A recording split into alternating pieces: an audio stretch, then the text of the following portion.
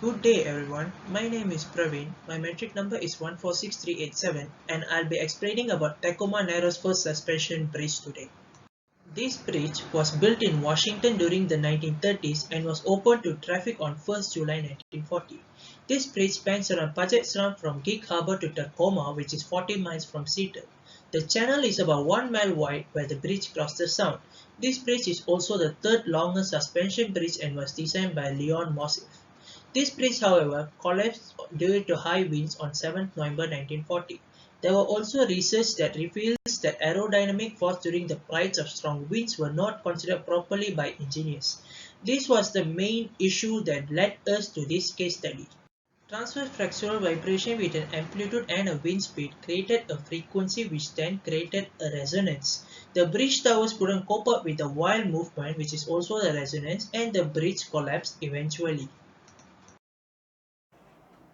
The main ethical issue in this failure is the engineer's knowledge. As we know, Tacoma Bridge failure was mainly due to technical and design process failures made by the engineers. How can we relate this failure to the engineering ethics? Fundamentally, engineers apply two types of knowledge, which is theoretical knowledge and experiential knowledge. Theoretical knowledge is the important theories and formulas, while the experiential knowledge is the experience or based on one's successful application in the past. In the design of Tacoma Narrow Bridge, both theoretical and experiential knowledge was inadequate. Lessons learned from this failure is that first, the theoretical knowledge is weak. If the theoretical knowledge is weak, then it must be supplemented with enough experiential knowledge. Secondly, if the experiential knowledge is not enough, then it must be expanded by doing appropriate modeling. Lastly, engineers competing for the contract should never propose design that is not supported by enough theoretical and experiential knowledge. So today we're going to talk about the material and financial impacts. So the bridge was constructed using many expensive and rigid materials. The materials used are as follows.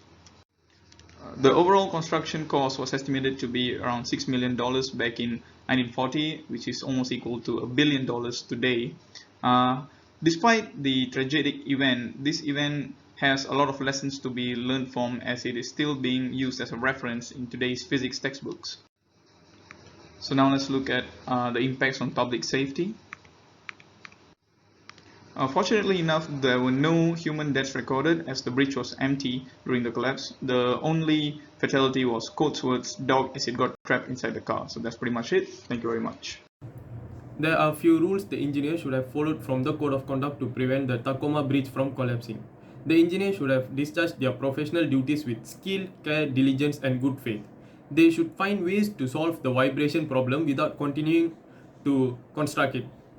Engineers must also give priority to the safety, health and interest of public. In this case, the engineers did not pay enough attention to the performance but mainly focused on reducing the cost by making the design cheap. At last, engineers must take reasonable steps to reduce foreseeable adverse effect on the environment. They should use best practical and economic solution to minimize and justify those effects.